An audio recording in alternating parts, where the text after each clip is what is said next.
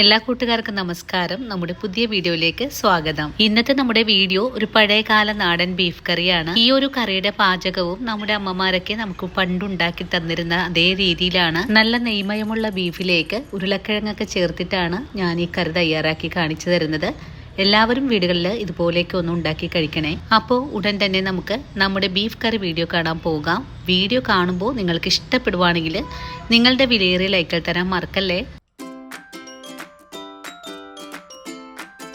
ഇനി നമുക്ക് ബീഫ് കറി തയ്യാറാക്കാൻ തുടങ്ങാം. ഇതിനായിട്ട് 1 കിലോ അളവിലാണ് ബീഫ് എടുത്തിട്ടുള്ളത്. അത്യാവശ്യം വലിയ പീസുകളായിട്ടും അല്പം എല്ലുകളോട് കൂടിയതും കുറച്ച് നെയ്യെല്ലാം ചേർത്തിട്ടാണ് നമ്മുടെ ബീഫ് ഇവിടെ കട്ട് ചെയ്തെടുത്തിട്ടുള്ളത്. ഇനി നമുക്ക് ഈ ബീഫ് ഒന്ന് വേവിച്ചെടുക്കണം. അതിന് മുമ്പായിട്ട് തന്നെ നമുക്കിതിലേക്ക് കുറച്ച് മസാലകൾ ഒന്ന് അരച്ചു പുരട്ടണം. 1/2 സ്പൂൺ അളവിലെ കുരുമുളക്, 2 ടീസ്പൂൺ അളവിലെ പെരിഞ്ചീരകം, 1/4 ടീസ്പൂൺ അളവിലെ കശകശ, 8 ഏലക്ക എടുത്തിട്ടുണ്ട്, 1 പിഞ്ച് അളവില് സജീരകവും, 3-4 ചെറിയ കഷ്ണം കറുവപ്പട്ടയും, 6 ഗ്രാമ്പൂ എടുത്തിട്ടുണ്ട്. അതുപോലെ ഒരു തക്കോലം കൂടി എടുത്തിട്ടുണ്ട്. അതിന്റെ ഉള്ളിൽ നിന്നും ആ ഒരു സീഡെല്ലാം എടുത്ത് കളഞ്ഞിട്ടാണ് നമ്മളിവിടെ എടുത്തു വെച്ചിട്ടുള്ളതും. ഇനി ഒരു മിക്സിയുടെ ജാറിലേക്ക് മാറ്റിയിട്ട് ഈ ഒരു രീതിയിൽ ഒന്ന് അരച്ചുകൂടി എടുക്കാം. ഇനി അരച്ചെടുത്ത മസാല കഴുകി വൃത്തിയാക്കി വെള്ളമെല്ലാം ഊറ്റി വെച്ചിരിക്കുന്ന ബീഫിലേക്ക് ചേർക്കാം. കൂടെ തന്നെ മിക്സിയുടെ ജാറ് കഴുകിയിട്ട് കുറച്ച് വെള്ളവും കുറച്ച് കറിവേപ്പിലയും 3 പച്ചമുളക് കൂടി ചേർക്കണം. പച്ചമുളകിന്റെ കൂടെ തന്നെ ഇതിലേക്ക് ആവശ്യത്തിനുള്ള ഉപ്പ് ചേർക്കാം. ഇനി നമുക്കിതൊന്ന് വേവിച്ചെടുക്കണം. അതിനു മുമ്പായിട്ട് തന്നെ ബീഫിലേക്ക് 1 ടീസ്പൂൺ അളവിലെ വെളിച്ചെണ്ണ ഒഴിച്ചു കൊടുക്കുന്നുണ്ട്. കൂടെ തന്നെ 1 നുള്ളു മഞ്ഞൾപ്പൊടിയും കൂടി ചേർത്ത് നമ്മുടെ കൈകൊണ്ട് നന്നായിട്ട് തന്നെ ഒന്ന് കുഴച്ചെടുക്കാം. ബീഫിലേക്ക് വെളിച്ചെണ്ണ ഒഴിച്ചു കൊടുത്തിട്ടുള്ളത് ബീഫ് നല്ല മയത്തിൽ വെന്ത് കിട്ടാനും കുക്കറിൽ നിന്നും വിസില് അടിച്ചു വരുമ്പോഴേക്കും അതിൽ നിന്നും വെള്ളമൊന്നും പുറത്തേക്ക് വരാതിരിക്കാനും വേണ്ടിയിട്ടാണ്. 2 മിനിറ്റ് നേരം മയത്തിലൊന്ന് കുഴച്ചു കഴിഞ്ഞാൽ പിന്നെ നമുക്ക് 2 മിനിറ്റ് നേരം ബീഫ് ഒന്ന് റെസ്റ്റ് ചെയ്യാൻ വെച്ച് കൊടുത്തതിന് ശേഷം കുക്കർ മൂടി ഒരു 6 വിസിൽ വരുന്നത് വരെയും വേവിച്ചെടുക്കാം. ബീഫ് വെന്ത് വരുന്ന സമയം കൊണ്ട് നമുക്കിതിലേക്ക് ആവശ്യമായ മറ്റുള്ള ചേരുവകളൊക്കെ ഒന്ന് എടുത്തു വെക്കണം. അങ്ങനെ ഒരു 6 വിസിൽ കൊണ്ട് തന്നെ നമ്മുടെ ബീഫ് ഇവിടെ വെന്ത് വന്നിട്ടുണ്ട്. ഇനി നമുക്ക് ഈ മൂടി ഒന്ന് തുറന്ന് നോക്കാം. അത്യാവശ്യം വെള്ളത്തോടു കൂടി തന്നെയാണ് ബീഫ് വെന്ത് വന്നിട്ടുള്ളത്. ഇനി നമുക്കിതൊന്ന് മാറ്റി വെച്ചതിന് ശേഷം ഇതിന്റെ ഗ്രേവി തയ്യാറാക്കി എടുക്കാം. ഗ്രേവി തയ്യാറാക്കി എടുക്കുന്നതിന് മുമ്പായിട്ട് ഒരു പാൻ അടുപ്പിലേക്ക് വെച്ച് കൊടുത്തതിന് ശേഷം 3 സ്പൂൺ അളവില് മല്ലിയാണ് ചേർത്തിട്ടുള്ളത്. നിങ്ങൾക്ക് മുഴുവൻ മല്ലിക്ക് പകരമായിട്ട് 3 സ്പൂൺ അളവില് മല്ലിപ്പൊടിയും എടുക്കാവുന്നതാണ്. മല്ലി ചെറുതായിട്ടൊക്കെ ഒന്ന് ചൂടായി തുടങ്ങിയാൽ പിന്നെ നമുക്കിതിലേക്ക് 20ഓളം വറ്റൽമുളക് ചേർത്തൊന്നും കൂടെ വറുത്തെടുക്കാം.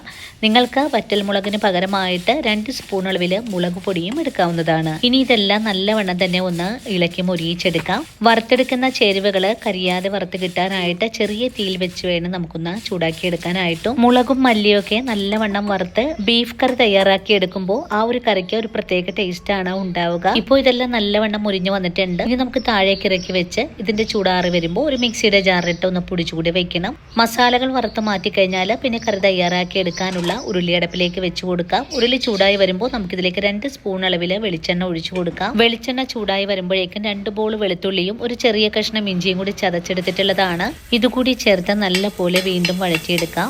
ഇവയെല്ലാം ചെറുതായിട്ടൊന്ന് വാടി തുടങ്ങിയാൽ നമുക്കിതിലേക്ക് 1/4 കിലോ കൊച്ചുള്ളി, ഒരു സവാള നീളത്തിൽ കട്ട് ചെയ്തത് കൂടി ചേർത്ത് നമുക്കൊന്ന് വഴറ്റാം. ഞാനിന്നിവിടെ എടുത്തിട്ടുള്ള കൊച്ചുള്ളിക്ക് പകരമായിട്ട് നിങ്ങൾക്കിതിലേക്ക് 4 സവാള വേണമെങ്കിലും എടുക്കാവുന്നതാണ്. കൊച്ചുള്ളി ചേർത്ത് കറി തയ്യാറാക്കുമ്പോഴാണ് ഈ ഒരു കറിക്ക് പ്രത്യേക സ്വാദും കിട്ടുന്നതും.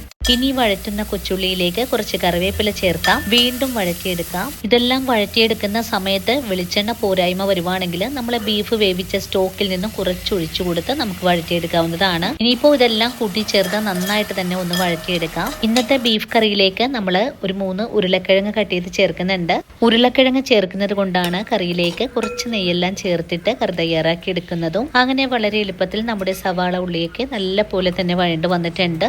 ഇനി നമുക്കിതിലേക്ക് ഫ്ലെയിം കുറച്ച് വെച്ച് കൊടുത്തതിന് ശേഷം 2 ടേബിൾ സ്പൂൺ അളവില് മീറ്റ് മസാല ചേർക്കാം. മീറ്റ് മസാലയുടെ കൂടെ തന്നെ നമ്മൾ പൊടിച്ചെടുത്ത പൊടി കൂടെ ചേർക്കാം. ഇനി ഇവയെല്ലാം നന്നായിട്ട് തന്നെ ഇളക്കി ഒന്ന് മുരിയിച്ചു കൊടുക്കാവുന്നതാണ്. നിങ്ങൾക്ക് കറിക്ക് നല്ല കളറൊക്കെ കിട്ടണമെങ്കിൽ കാശ്മീരി മുളക് പൊടി ഒരു 1/2 സ്പൂൺ അളവിൽ ചേർക്കാവുന്നതാണ്. ഇനിയിപ്പോ മസാലകളൊക്കെ ഒന്ന് മുരിഞ്ഞു വരട്ടെ. അതുവരെ നല്ലവണ്ണം തന്നെ നമുക്കൊന്ന് വഴറ്റിയെടുക്കാം. ഇനി വഴറ്റുന്ന മസാലയിലേക്ക് ഒരു 3 പച്ചമുളക് കൂടി ചേർത്ത് വീണ്ടും നന്നായിട്ട് തന്നെ വഴറ്റിയെടുക്കാം. മസാലകൾ നല്ലപോലെ മുരിഞ്ഞു വന്നാൽ പിന്നെ നമ്മൾ കട്ട് ചെയ്ത് വെച്ചിരിക്കുന്ന ഉരുളക്കിഴങ്ങാണ് ഈ ഒരു മസാലയിലേക്ക് ചേർക്കേണ്ടത്. ഇനി മസാലയും ഉരുളക്കിഴങ്ങും കൂടി ചേർത്ത് വീണ്ടും നല്ല പോലെ തന്നെ നമുക്കൊന്ന് വഴറ്റിയെടുക്കാം. ഉരുളക്കിഴങ്ങിലേക്ക് മസാല മുഴുവനും തന്നെ പിടിച്ചു കിട്ടണം. അതുപോലെ ഉരുളക്കിഴങ്ങ് ചെറുതായിട്ടൊക്കെ ഒന്ന് വെന്തും കിട്ടണം. അതിനായിട്ട് ഒരു 2-3 മിനിറ്റ് നേരമെങ്കിലും നമുക്കിതുപോലെ ഒന്ന് വഴറ്റിയെടുക്കാം.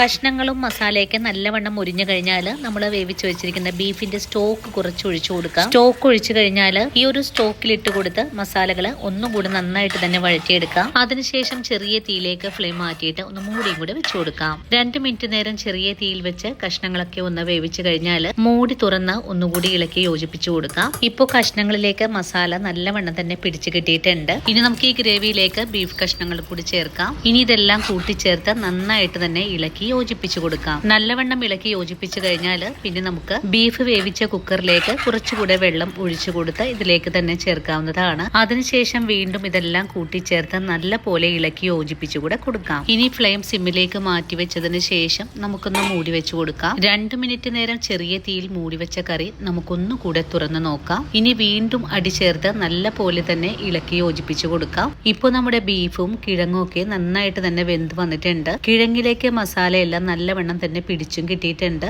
ഇതുപോലൊരു പാകമായാൽ പിന്നെ നമുക്ക് ഫ്ലെയിം അങ്ങ് ഓഫ് ചെയ്ത് കൊടുക്കാവുന്നതാണ്. ഇനി കറിയിലേക്ക് കുറച്ച് കറിവേപ്പില കൈകൊണ്ടൊന്ന് നല്ലപോലെ തിരുമ്മിയതിന് ശേഷം അതുകൂടെ കൂടെ തന്നെ കുറച്ച് പച്ച വെളിച്ചെണ്ണയും 1/4 ടീസ്പൂൺ അളവിലെ കുരുമുളക് പൊടി കൂടി ചേർത്ത് കറി പെട്ടെന്ന് തന്നെ ഒന്ന് മൂടിയും കൂടെ വെച്ചു കൊടുക്കാം. അങ്ങനെ വളരെ സ്വാദേറിയ തനി നാടൻ ബീഫ് കറി ഇവിടെ റെഡിയാണ്. ഈ ഒരു കറിയും എന്റെ അമ്മ ഉണ്ടാക്കാൻ പഠിപ്പിച്ചു തന്നതാണ്. എല്ലാവരും വീഡിയോ കണ്ട് വീടുകൾ തയ്യാറാക്കി നോക്കണേ. നല്ല ചൂട് ചോറിനൊപ്പം വിളമ്പാനാണ് സൂപ്പർ ടേസ്റ്റ്. അതുപോലെ തന്നെ പൊറോട്ട, ചപ്പാത്തി, അപ്പം, പുട്ട് എന്നിവയ്ക്കൊപ്പം കഴിക്കാനും സൂപ്പർ ടേസ്റ്റ് ആണ്. അപ്പോൾ ഇന്നത്തെ നമ്മുടെ വീഡിയോ ഇത്രയേ ഉള്ളൂ. ഇനിയും നല്ലൊരു വീഡിയോ ആയിട്ട് നാളെ കാണാം. അതുവരെ ഒത്തിരി സ്നേഹത്തോടെ വീണ്ടും കാത്തിരിക്കുക.